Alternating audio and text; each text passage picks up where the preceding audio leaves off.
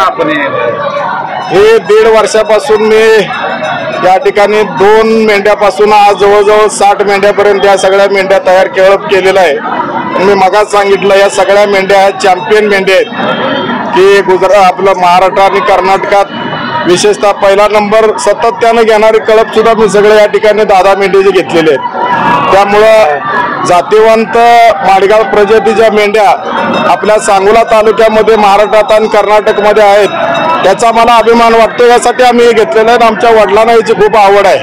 तुम्हाला कशी आवड आणि प्रेरणा कशी मिळाली मेंढ्या पाळण्याची? तुम्ही पहिलवान अशा पद्धतीनं या मी 5-6 मैदानाला आपल्या यात्रेला भेट दिली त्या माडगाव मेंढीच्या, आणि याची उलाढाल पाहिल्यावर मला सुद्धा मोह आवरला नाही की आपण सुद्धा या मेंढी पालन केलं पाहिजे, म्हणून या मेंढी पालनाकडे आम्ही वळलो।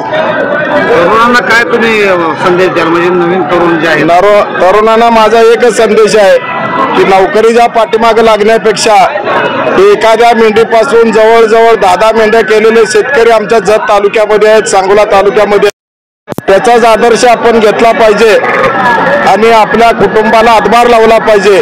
नोकरीवर अवलंबून विसंबून न राहता आपण या ठिकाणी शेतीला जोडधंदा म्हणून मेंढी पालन जर केलं तर निश्चितपणानं त्याला पगारापेक्षा दुप्पट या ठिकाणी उत्पन्न मिळू शकतं। सांगोल्यामध्ये हा बाजार सुरू झालाय, शासनाकडे काय मागणी करणार आहे का ह्या शेळ्या मेंढ्याच्या बाजारासाठी अनुदान वगैरे? या माडगाव प्रजातीला GI मानांकन मिळावं याच्यासाठी विशेषतः या राज्याचे मुख्यमंत्री देवेंद्र फडणवीस साहेब, पशुसंवर्धन मंत्री या सर्वांच्याकडे मी प्रयत्न करून आपल्या या माडगाव प्रजातीला GI मानांकन मिळवून देण्याचा मी प्रयत्न करणार आहे। आता विक्रीसाठी तुम्ही काय आणलेत का? तुम्हाला काय मागितलेत का? विक्री करणार आहे का?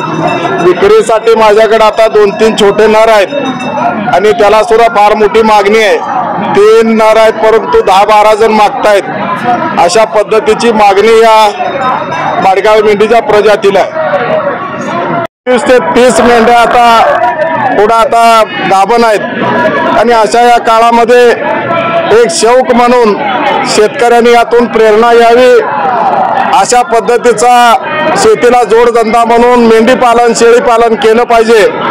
आणि सर्वात फायदेशीर जात म्हणजे माडगाव मेंढीची प्रजात आहे आणि ही माडगाव मेंढीची प्रजात आमच्या सांगोल्यामध्ये सुद्धा मेटकरी घराण्यानं चालू केली। ती परंपरा आता आम्ही पुढे चालू ठेवतोय आणि भविष्याच्या काळामध्ये सुद्धा निश्चितपणानं हे शेतकरी आता माझं आता 1 महिन्याचं पिल्लू आहे, नर आहे, तो 5 लाखाला मागितला परंतु तो मी आवडीनं पाळणार आहे म्हणून मी दिला नाही आणि माझ्या तर मी कोणाला देतच नाही, कारण मला मोठा कळप करून एक चांगला कळप या महाराष्ट्राला दाखवून शेतकऱ्यांना यातून फायदा होतोय दाखवून द्यायचा आहे।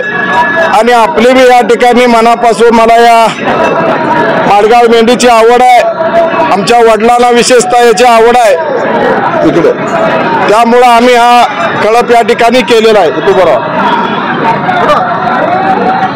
हे दरा असं